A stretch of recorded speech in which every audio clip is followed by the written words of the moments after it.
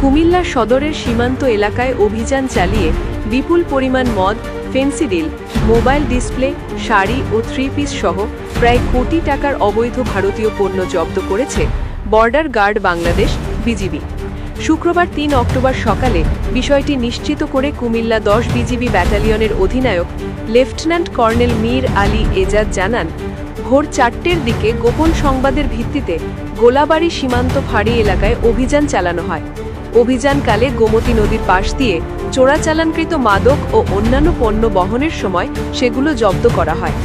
অভিযানে প্রায় ৩০০ লিটার মদ, ৩.৫ ক্যান বিয়ার, ১০০ বোতল ফেন্সিডেল ও স্কাফ জাতীয় তরল মাদক জব্দ করা হয়। এছাড়া অপর এক অভিযানে মালিকবিহীন অবস্থায় ১,২৪০ পিস অবৈধ ভারতীয় মোবাইল ডিসপ্লে এবং ১,৭৪৫ পিস বাজি উদ্ধার করা হয়, যার আনুমানিক বাজার মূল্য ৬২,৬০,৪০০ টাকা।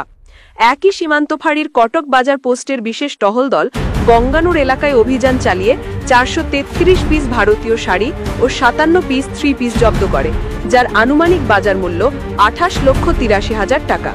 বিজিবি জানিয়েছে, জব্দকৃত সব মালামাল বিধি মোতাবেক কুমিল্লা কাস্টমস অফিসে জমা দেওয়া হবে।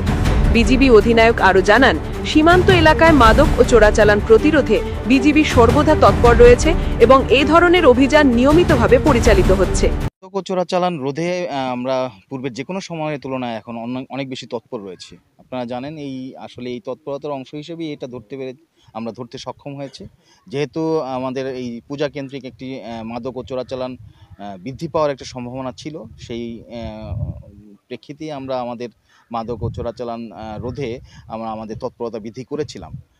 এবং প্রতিনিয়তই এই যে মাদক ব্যবসায়ীরা কিংবা চোরাচালান ব্যবসাকারীরা তাদের কৌশল পরিবর্তন করছে, সেই অনুযায়ী আমরাও আমাদের কৌশলটা পরিবর্তন করার প্রেক্ষিতেই কিন্তু আজকে আমরা এই ধরনের অভিযান করতে সক্ষম হয়েছি।